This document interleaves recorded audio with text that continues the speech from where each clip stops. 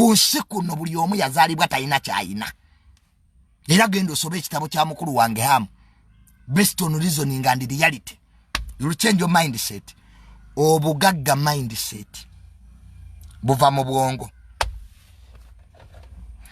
Monsi tosobola funa sente z'otaala otako. Kyovula mu bulamu wano waliwo ayina 5 n'akoma okukola. Waliwo afuna miliyoni neyeeyongerayo okukola. Waliwo afuna akawumbi ng'akeera kukola.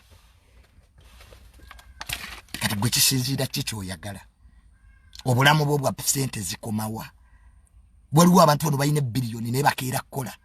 N'osanga oli ng'alina emitwalo 5 ali mu bamalaya yeebase. Mbuyo obulamu butambula nga we yabubala. Tuyembizeeyo. So gwe obulamu bwo bukomawa. What is your target? Fa abantu nga batufuuyidde mmindi. Abantu nga batuloze. Gye bali mu masabo. Balowooza ffe bizibu byaffe. Nedda. Buli omu osobola okugaggawala naye tayimu yo tennatuuka.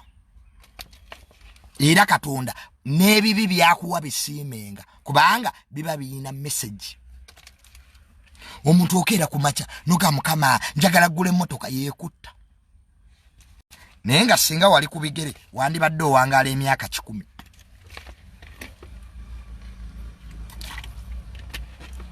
Wano omuntu akeera ku makya n'agamba Mukama nsaba ngule emmotoka. Myaka 2 ngomaze ogigula n'ofiira wali ku Nozana.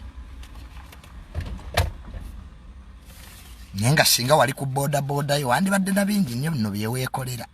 So si buli kirungi nti kiba kirungi. Ate si buli kibi nti kiba kibi. Just message gy'oba olemeddwa okufuna. Katonda tajja kuwa birungi. N'ebibi byakuwa bibaako obubonero. Why? Wano bw'osoma Bayibuli Abayisirayiri Katonda yabaleeteranga droughts.